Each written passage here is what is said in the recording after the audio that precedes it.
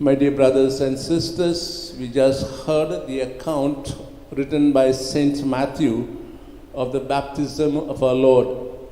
Saint Luke and Saint Mark also mentions about it. So it's a very historical event because for Jesus it was the foundation for his mission.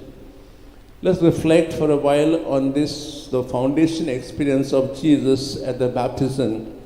Three things happened. The first is the heavens were opened, the Spirit of God came like a dove, and a voice was heard. These are in fact very important events because Prophet Isaiah says, chapter 42 I think, he prays to God, to Yahweh, to rent the heavens and send down someone from above to save the world.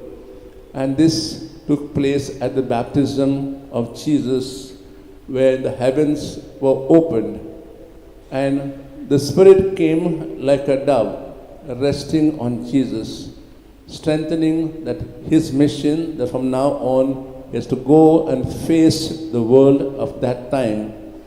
The third thing was the voice of the Father saying, "This is my beloved Son." And the statement has two parts, one of Psalm 2, which is a messianic psalm which speaks about the Son of God who will be the King of Israel. The second part is from again the prophet Isaiah, who speaks about the same Son who will be crowned King, will be a servant, will suffer, about which we heard in the first reading, the mission of Jesus, to proclaim God's word and be able to bear its consequences. We recall to mind our own baptism. The Spirit came upon us, the priest poured the water on our head and said, "I baptize you," and so on. On that day, we too got a mission. Our mission was just like that of Jesus, to be witnesses of his Father. And we are called to fulfill that mission in our day-to-day life, day-to-day work. We thank God for making us his sons and daughters and pray that we continue the work given to us in all justice, in all fairness, and in all love.